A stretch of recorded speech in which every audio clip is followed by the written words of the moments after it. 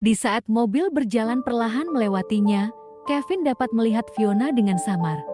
Ia duduk di mobil dengan wajahnya berpaling melihat ke arah lain. Dia menjadi ragu seketika. Dia ragu entah harus mengejarnya. Namun setelah perenungan sesaat, perasaan campur aduk dari matanya pun reda. Akhirnya semua kembali pada keadaan sebelumnya yang tenang. Tiba-tiba di telinganya terdengar suara lembut Tasya terisak. "Kevin, apa aku melakukan sesuatu yang salah? Kakak." Kevin berpaling dan melihat wajah halus Tasya penuh dengan kemuraman. Matanya yang indah berlinang, saat dilihatnya wajah itu, mau tidak mau dia pun merasa terluka untuknya. Dia tidak tahu harus berkata apa. Dia hanya bisa mengeratkan pelukan di pinggangnya dan mendekapnya dalam pelukannya. Tatapannya menuju ke arah mobil yang telah menghilang itu. Kemudian, Kevin dengan dingin fokus pada Tasya. Wajahnya mulai mereda dan dia berkata dengan lembut, "Baiklah, janganlah menangis. Perlahan kita akan menjelaskan hal ini, dia orang yang sangat masuk akal, jadi dia akan mengerti. Tapi, saat aku melihatnya tadi, aku benar-benar hancur. Ayah bilang dia tidak kembali untuk waktu yang lama. Dia jelas-jelas masih menyalahkan ayah dan ibu karena kita. Tidak usah membicarakan itu sekarang. Naiklah ke mobil. Ayah dan ibumu menunggu kita di Emperor." Kevin mengambil sapu tangan dari sakunya dan dengan hati-hati menyeka air mata Tasya. Dibukanya pintu mobil dan berkata, "Naiklah duluan." Tasya mendengus dan menahan isaknya sebelum dengan sedih naik ke mobil. Mobil pun melaju ke Emperor City. Sepanjang jalan, Fiona tidak berkata sepatah kata pun. Seisi mobil terasa penuh dengan kesedihan. Begitu sesaknya sampai Wendy merasakan pahit di tenggorokannya. Dia mau menghiburnya, tapi dilihatnya Fiona telah duduk bersandar dan menatap keluar. "Vio, jangan sedih. Maafkan aku. Aku tahu harusnya tidak bertingkah seperti itu tadi. Melihat mereka dengan kebahagiaan yang murahan seperti itu, rasanya aku mau meledak dan menggila. Bagaimana bisa mereka masih hidup sebahagia itu tanpa merasakan apapun setelah menyakitimu?" Wendy mengoceh dengan kedua tangannya memegang bahu Fiona.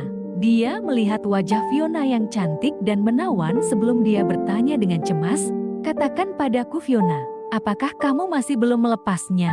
Sudah bertahun-tahun, tetapi kamu belum mau melepasnya dan mencoba untuk menerima hubungan lain. Apakah itu karena kamu belum melepas Kevin? Itukah? Katakan padaku." Wendy mengguncangnya di bahunya dan terus bertanya. Fiona menjadi pusing, sehingga dia hanya bisa menyingkirkan tangan Wendy dari bahunya. Bibir merahnya yang memucat pun bersuara letih tak berdaya. Memang sulit menjawabnya. "Vio." Wendy memperbaiki pandangannya padanya. Fiona terpaku. Dia terdiam beberapa saat, kemudian tiba-tiba melepas tangannya dari tangan Wendy. Dia berpikir akan itu cukup lama sebelum akhirnya berkata perlahan, "Dia dan aku sudah lama berlalu." Di Emperor City, kelas tertinggi dan satu-satunya wilayah konsumsi kota J. Disinilah tempat di mana banyak perusahaan mahal yang dikunjungi orang-orang kaya. Sebagian besar dari mereka adalah orang-orang terpandang. Keluarga Wendy juga termasuk di dalamnya. Ayah Wendy adalah rektor universitas, sementara ibunya seorang kepala administrasi pusat pendidikan. Jadi Wendy juga bisa dianggap putri dari sebuah keluarga terpandang. Wendy mengunjungi Emperor bukan hanya karena makanannya yang enak-enak, tetapi juga karena pelayanannya yang baik. Setiap kali Wendy mengajak Fiona makan, 8 dari 10 kalinya pasti di Emperor. Jati Fiona sudah terbiasa akan hal itu, dia dengan cepat memutuskan ke Emperor untuk menyambut kepulangan sahabatnya itu. Setelah makanan dan minuman tersaji, ia menuangkan minum di beberapa gelas sekaligus. Fiona tampak sedikit pucat. Dari sisi lain, Wendy yang melihatnya merasa tersakiti dan sedih. "Minumlah beberapa gelas denganku. Malam ini aku menyambutmu pulang. Tidakkah kau minum sedikit?" Dia berpaling ke Wendy yang terlihat khawatir dan berkata dengan pelan, "Jangan melihatku begitu seolah berkata aku baik-baik saja." Kemudian Fiona mengambil minuman dan menuangkannya lagi, namun Wendy menghentikannya dan hanya mengisi setengah gelas saja untuk Fiona. Dengan suara serak, katanya, "Kau mau minum? Jadi aku akan menemanimu. Tapi perutmu itu lemah, minumlah sedikit. Setengah untukmu, satu untukku," kata Wendy penuh perhatian. Ada sedikit senyum di wajah Fiona. Tiba-tiba dia melihat ke gelasnya yang setengah itu. Terima kasih Wen. Dengan Wendy, Fiona akan selalu merasa bersyukur. Mungkin setelah beberapa tahun lamanya, hanya Wendy yang menemaninya. Kala angin begitu kencang, dia mengingatkannya memakai pakaian lebih. Kala waktu susah, dialah yang pertama ada di sisinya. Minum denganmu, mengobrol denganmu. Wendy mencoba menarik tangan dingin Fiona, selagi berkata dengan pelan, "Bodoh, apa harus dibahas segalanya antara kita? Tidak usah bersedih lagi, Vio. Banyak pria baik di dunia ini." Bumi itu terus berputar. Dengan satu pria sampah seperti Kevin, untuk seseorang seperti itu, benar-benar tidak layak. Fiona tidak menjawab. Dia hanya menarik nafas, kemudian melihat keluar jendela. Dia tiba-tiba mengenang sosok acuh tak acuh Kevin yang dulu meninggalkannya. Tak peduli seberapa kerasnya dia berjuang, bagaimana dia menurunkan harga dirinya untuk memohon agar Kevin bisa kembali. "Relakan aku, Fiona. Kau tahu bahwa aku mencintai orang lain sekarang, dan itu bukan kamu. Biarkan kita saling mengikhlaskan. Kau akan lupa seiring berjalannya waktu. Kuharap kau bisa hidup bahagia.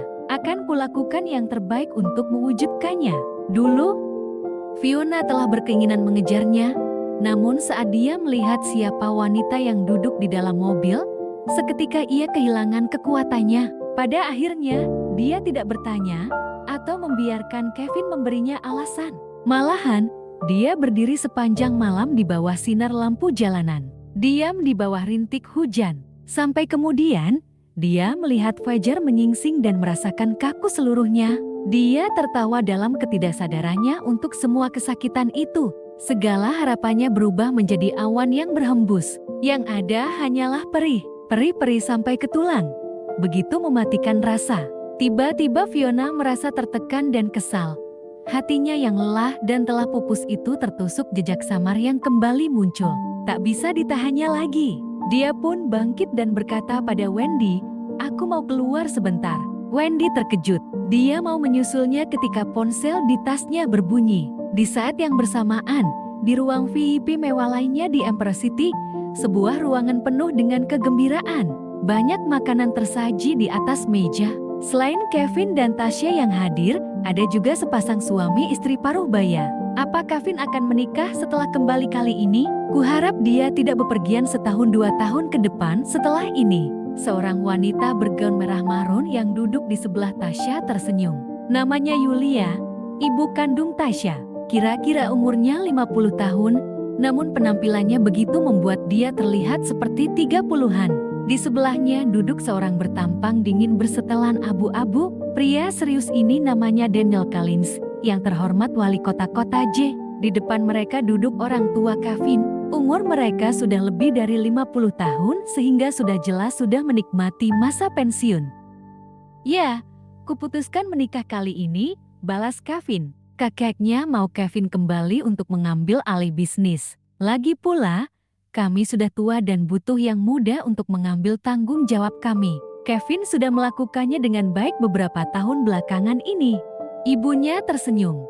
Selagi menceritakannya, dia menyendok makanan ke piring Tasya. "Tasya, pasti susah bagimu untuk mengurusi Kevin di sana setelah beberapa tahun. Makan yang banyak, kau terlalu kurus. Apa dia menjelek-jelekanmu?" Tasya tersipu saat menundukkan kepalanya dan melihat Kevin. Dengan senyum, Tasya berkata, "Terima kasih, sebenarnya malah dia yang mengurusku. Tentu dia tidak menjelek-jelekanku. Begitu kan Kevin?" Tasya berpaling ke arah Kevin yang melihatnya dengan penuh kasih. Ibu Kevin tersenyum hangat saat dia melihat sebegitu saling cintanya Kevin dan Tasya. Dia melihat ayah Tasya yang terdiam dan berkata, kelihatannya kali ini mereka juga melakukan yang terbaik di sana. Setelah Kevin mengambil alih perusahaan dan mengenali atmosfer kerjanya, mari kita nikahkan mereka.